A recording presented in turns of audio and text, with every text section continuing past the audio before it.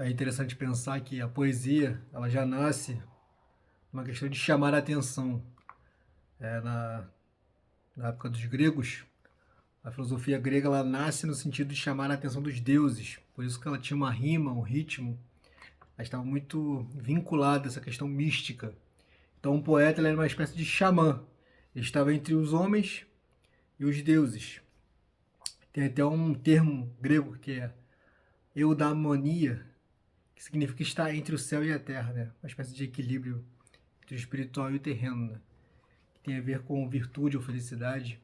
Mas, enfim, isso já é mais uma questão filosófica. A poesia, ela nasce nesse sentido, e também tem os poemas narrativos, poemas épicos, narrando a história de um povo, de uma cultura, assim como a epopeia grega, a epopeia de Gilgamesh, o Eno-Maelis, e até mesmo os hebreus, né?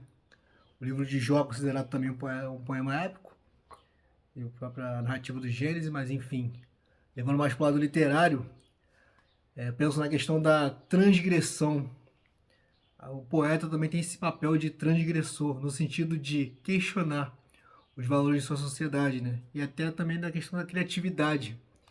Então, o mundo de hoje, o mundo moderno, o mundo atual, a nossa era, meio que está atrapalhando essa questão da criatividade. Por quê? Em que sentido?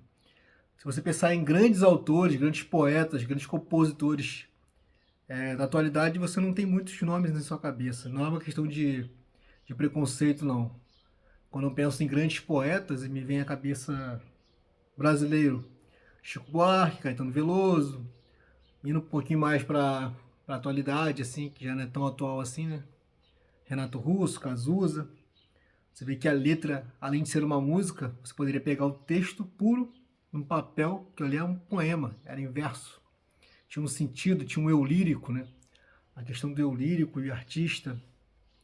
Você vê que hoje tudo está ligado a mercantilismo, a venda, capitalismo. Em que sentido?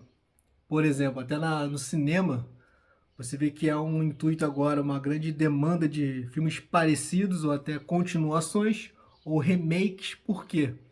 Porque um filme custa muito caro hoje em dia.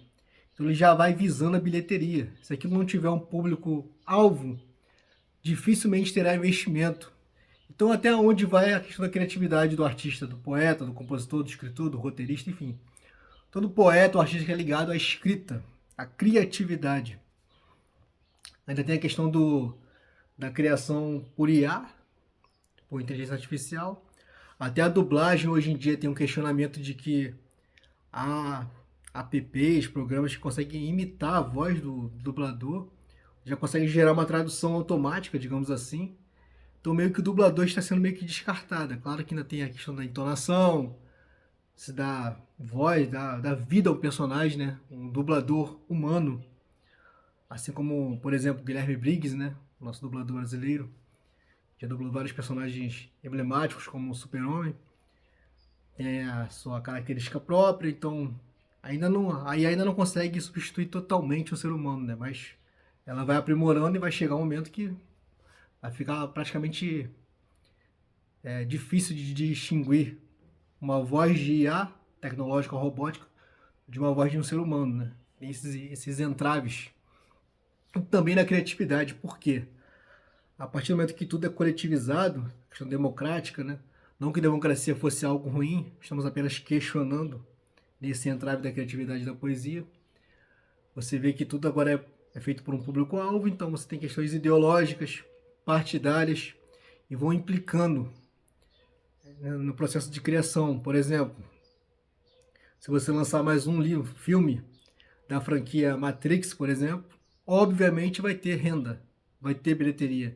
Já existe um público-alvo, já tem fãs, pessoas que já acompanham esse tipo de segmento de ficção científica, já conhecem a história, os personagens.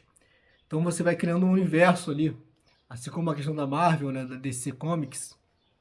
Os filmes da Marvel são interligados, né? Eles têm uma intertextualidade. Para você entender um filme, tem que ver o outro. Um filme é a continuação do outro, né? A questão do metaverso. O Homem-Aranha, você agora tem vários tipos de Homem-Aranha, que são de universos paralelos. Homem-Aranha mais jovem, mais velho, Homem-Aranha personagem feminino, masculino, dos quadrinhos. Esse já é fora dos quadrinhos, já é mais do jogo. Então tudo já nasce com um público, um direcionamento. Tem que vender, tem que ter uma renda. Então a questão do capitalismo, da renda, do público, vai influenciando o processo criativo. Isso é problemático, porque imagine só se todos os poetas que existissem seguissem a risca de um público ou de uma tendência. Nós não teríamos o próprio Chico Buarque. Chico Buarque criou letras subjetivas com duplo sentido, como aquela canção Cálice, né?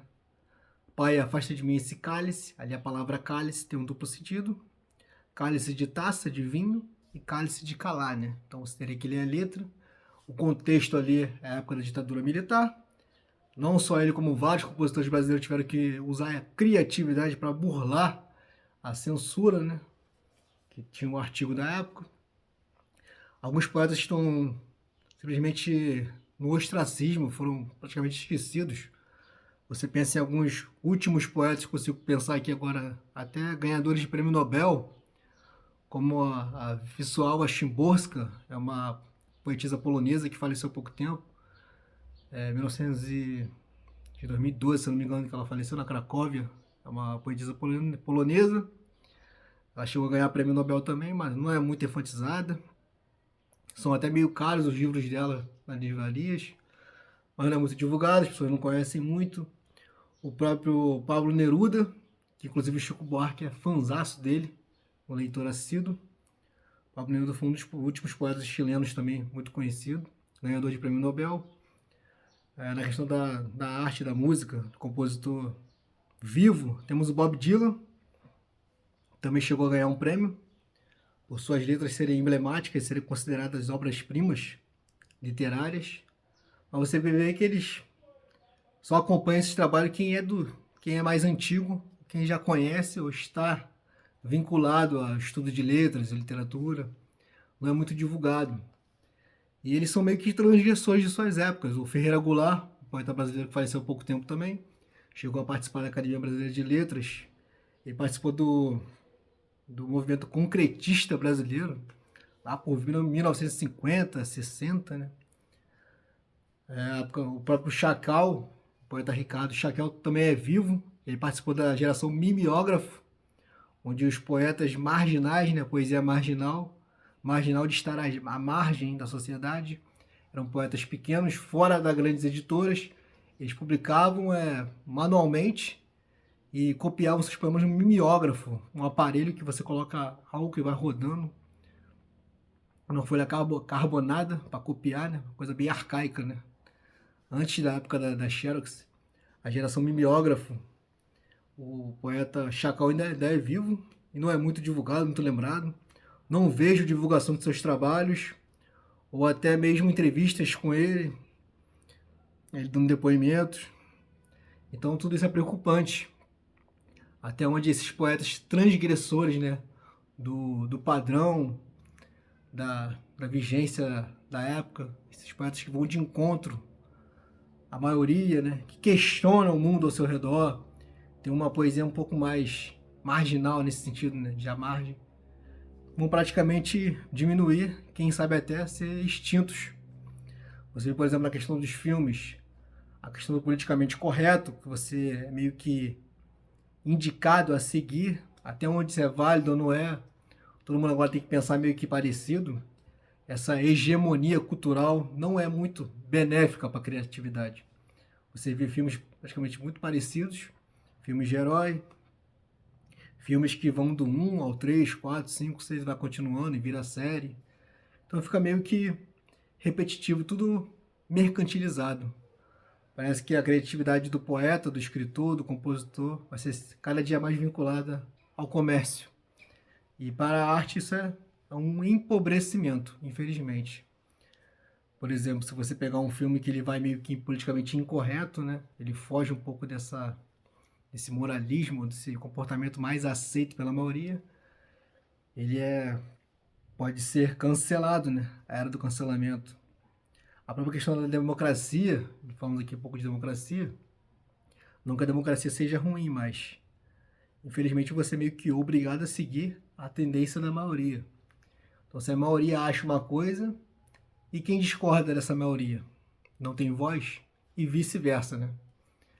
Até onde vai a questão do respeito, da tolerância e da opinião individual. Então, tudo isso é meio que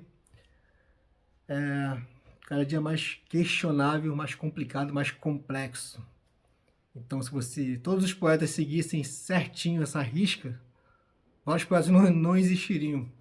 Até na literatura, por exemplo, o Gustave Flaubert escreveu um romance que criou um escândalo, Madame Bovary, onde uma mulher trai o marido e tem uma série de conflitos ali contra aquele romantismo da época, né? Considerado o primeiro romance realista da Europa.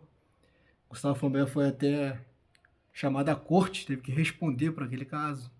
Você pode pesquisar aí, eu não vou dar muito spoiler. O próprio Oscar Wilde, um escritor inglês, chegou a ser preso por ser homossexual. A própria obra dele mais conhecida, O Retrato de Dorian Gray, onde fala a história de um jovem muito belo, que ele é retratado pelo artista Basil. Ele faz o quadro do Dorian Gray, o quadro fica perfeito, ele imortaliza a sua beleza, e ele tem ciúme da própria imagem. Isso é muito inerente hoje em dia às redes sociais, né? A questão da imagem, realidade, enfim. Ele tem ciúme da própria imagem do quadro, porque o quadro nunca irá envelhecer, vai ficar lá estático, belo para sempre. E ele vai envelhecer, e ele cria tipo uma espécie de pacto com a sua própria imagem, é bastante interessante, se você puder ler depois. Então o Oscar Wilde também ele tinha um pensamento meio controverso da época, a questão do que é artista, a arte, também era homossexual, e na época era crime na Inglaterra, chegou a ser preso, então ele era um transgressor, digamos assim. Então esse papel de transgressor do poeta, da poesia, meio que está sendo cerceado por esse politicamente correto e pela questão do comércio, do mercado mesmo. Então que você possa pensar um pouco sobre isso e pesquisar mais e refletir sobre a questão da transgressão da literatura, da poesia e do fazer poético criativo.